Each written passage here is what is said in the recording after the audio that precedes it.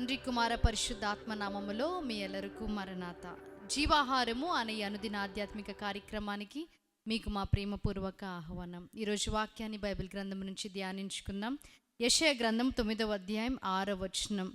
ఏలయనగా మనకు శిశువు పుట్టెను, మనకు కుమారుడు అనుగ్రహింపబడెను, ఆయన భుజము మీద రాజ్య భారముండును. ఆశ్చర్యకరుడు, ఆలోచనకర్త, బలవంతుడైన దేవుడు, నిత్యుడగు తండ్రి, సమాధానకర్తయగు అధిపతి అని అతనికి పేరు పెట్టబడెను.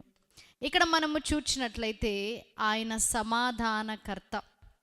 మరి మానవులు కోల్పోయిన సహవాసము తండ్రితో, మరి మానవుడు కోల్పోయిన సహవాసాన్ని తిరిగి స్థిరపరచడానికి యేసుక్రీస్తు ప్రభువారు ఈ భూమిపైకి వచ్చి ఉన్నారు.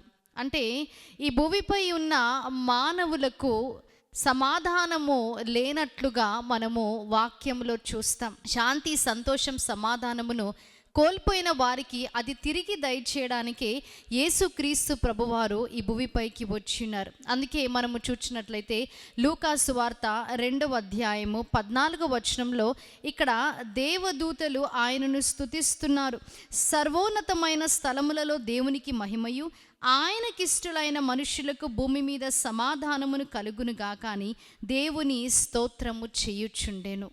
ఈ భూమిపైన మరి ఉన్న మానవులకు, అంటే ఆయనకిష్టులైన మనుషులకు భూమి మీద సమాధానమును దయచేయడానికి దేవుడు వచ్చి ఉన్నాడు.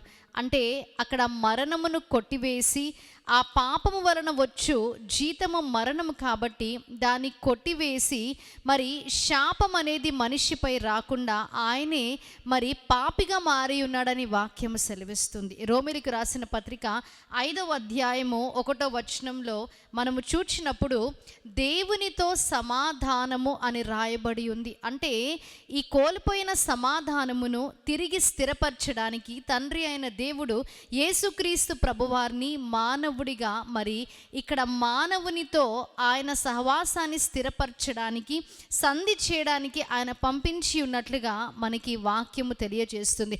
అలాగే 1 కొరింథీయులకు రాసిన పత్రికలో కూడా మనము చూచినప్పుడు తండ్రి అయిన దేవుని నుండి, ప్రభు అయిన యేసుక్రీస్తు నుండి మరి కృపయు సమాధానమును మీకు కలుగునుగాక అని వ్రాయబడి ఉంది. అంటే దేవునితో సమాధానము, అలాగే దేవుని నుండి సమాధానం అని వాక్యం తెలియజేస్తుంది.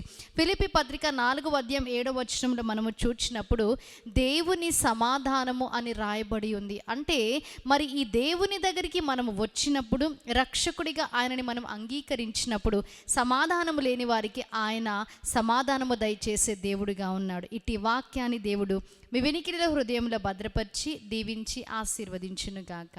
ఆమేన్. ప్రార్థన చేసుకుందాం. అత్యున్నత సింహాసనముపై ఆసీనుడవై ఉన్న మా దేవా, మీకు స్తుతులు, స్తోత్రాలు, వందనాలు. అవును తండ్రి, మానవుడు తండ్రితో కోల్పోయిన సహవాసాన్ని, సమాధానాన్ని తిరిగి స్థిరపరచడానికి యేసుక్రీస్తు ప్రభువుగా మా మధ్యలోనికి మీరు దిగి వచ్చినందుకు మీకు స్తుతులు. దేవా, ఉదయకాల సమయమున ఎందరైతే ఈ వాక్యము విని ఉన్నారో సమాధానము లేని వారికి మీరే సమాధానము దయచేయండి. యేసుక్రీస్తు నామములో అడిగి వేడుకుంటున్నాం ప్రియ పరలోకపు తండ్రి. ఆమేన్.